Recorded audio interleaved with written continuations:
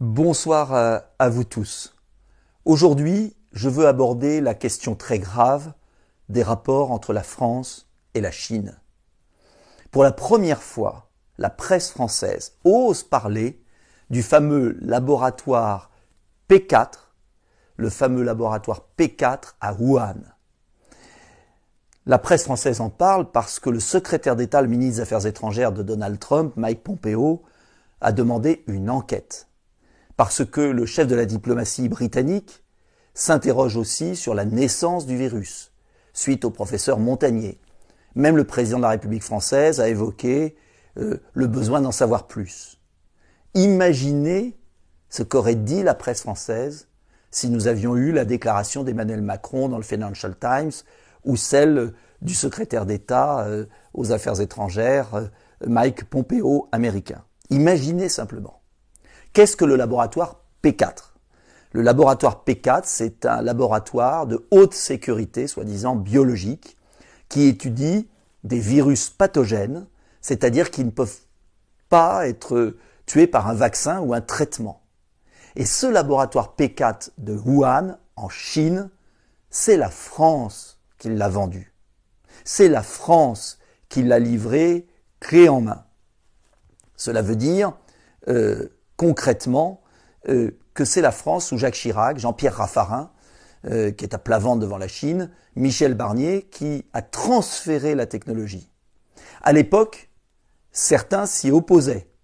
Je pense notamment au secrétariat général de la Défense nationale, à certains scientifiques français, qui estimaient que la France allait livrer à la Chine, je pèse mes mots, une bombe atomique bactériologique. Oui, c'est le terme. Et malheureusement, ceux qui s'en inquiétaient avaient raison. Uniquement par soif de transfert de technologie, la Chine s'est emparée de cette technologie française et après a chassé les Français, qui n'ont même pas réagi. Que s'est-il passé concrètement ? D'abord, les Français ont constaté un manque de transparence sur les laboratoires P3. P3, c'est le niveau en dessous. P4, ça veut dire le plus dangereux possible, où on manipule des virus pathogènes dont on n'a pas les traitements, je le répète. Il n'y a pas eu de vraie relation bilatérale. Et Alain Mérieux, qui présidait le comité conjoint franco-chinois, a démissionné en 2015. 50 chercheurs français qui devaient travailler pendant 5 ans dans ce laboratoire n'y sont jamais allés. Le laboratoire a été construit uniquement par les entreprises chinoises qui se sont accaparées le marché. Et enfin, en janvier 2018, lors de l'ouverture, inaugurée d'ailleurs par le Premier ministre Cazeneuve avant, et puis l'ouverture en janvier 2018, l'ambassade américaine a décelé de graves lacunes de sécurité dans ce laboratoire P4 vendu, je vous le répète, par la France. Même des médias chinois, en février 2020, ont estimé qu'il y avait des choses bizarres qui s'étaient produites et peut-être des animaux de laboratoire qui auraient été vendus sur le marché à côté.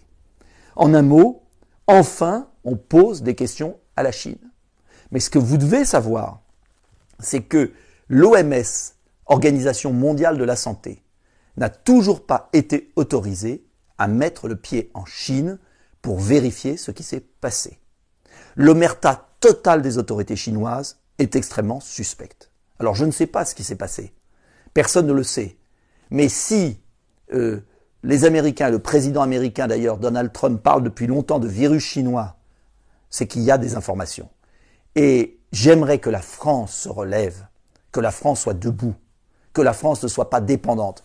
Vous savez que Lénine disait que les capitalistes sont prêts à vendre la corde qui va les pendre. Eh bien, la France a vendu la corde avec laquelle nous sommes pendus aujourd'hui peut-être. Et en tout cas, on ne peut pas accepter cet état de dépendance permanente. Le général de Gaulle voulait une France libre, indépendante. Il ne s'agit pas d'épouser le camp américain au détriment du camp chinois. Le 21e siècle sera la grande confrontation entre deux immenses puissances, les États-Unis et la Chine. La France doit garder son indépendance absolue et des coopérations européennes intelligentes doivent avoir lieu pour affronter ces deux superpuissances, mais pas par Bruxelles, pas par l'Union européenne, uniquement par des coopérations d'intérêt France, Allemagne, Angleterre, Italie. C'est la seule solution pour peser. En attendant, cela veut dire que nous devons retrouver notre liberté. Nous devons arrêter de vendre notre âme à la Chine. Nous devons demander une enquête indépendante de l'Organisation mondiale de la santé avec des experts français, américains, anglais, allemands, pour aller voir ce qui s'est vraiment produit. C'est la condition pour vaincre cette terrible épidémie. Nous devons savoir d'où elle vient, comment elle est née. Et la Chine ne peut pas continuer à humilier le monde avec ce virus chinois qu'elle a envoyé à travers le globe. Ce n'est pas possible. Nous devons demander des explications à la Chine.